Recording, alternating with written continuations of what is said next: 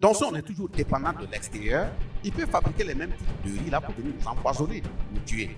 Voilà pourquoi le chef de l'État a donné des orientations très fermes. Il faut qu'on mette l'accent sur ce que nous consommons. Produire ce que nous consommons et consommer ce que nous produisons.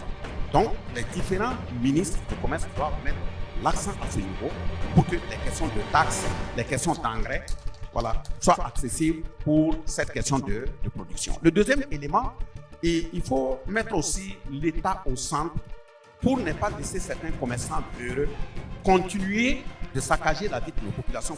Vous allez voir des magasins qui sont dans nos périphéries bien pleines, mais cadenassés, et en même temps, les prix des produits là continuent de monter.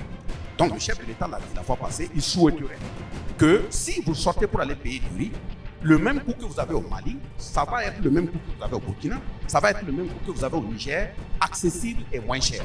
Mais pour pouvoir le faire, l'État va mettre en place des magasins. Voilà, vous avez vu, comment dirais-je, les magasins seront gérés par l'État, ils seront mis en place pour pouvoir mieux contrôler l'ensemble de ces produits-là, afin que ce ne soit pas dans des mains assez véreux, parce que l'impérialisme a beaucoup de leviers. Voilà, s'il sait qu'il ne peut pas venir pour le moment par le côté fusil, il va passer par le côté alimentaire. Et le dernier exemple que je prends, même c'est les produits pharmaceutiques. Vous voyez tout ce qui est fabriqué à l'extérieur quand on vient, on devait dans nos pays, c'est composé de quoi? Vous avez vu ici, on est venu en 2022 quand le Covid a commencé à sévir. On nous amène des vaccins appelés des Johnson & Johnson. Bon, on vous explique, vous ne savez même pas ce qu'on a inculqué en vous. Est-ce que c'est des robots? On n'en connaît pas.